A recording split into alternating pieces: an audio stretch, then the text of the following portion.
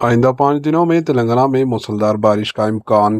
محکمہ موسمیات IMD نے اگلے 5 دنوں میں تلنگانہ میں بعض مقامات پر موسلادھار بارش کی پیشن گوئی کی ہے۔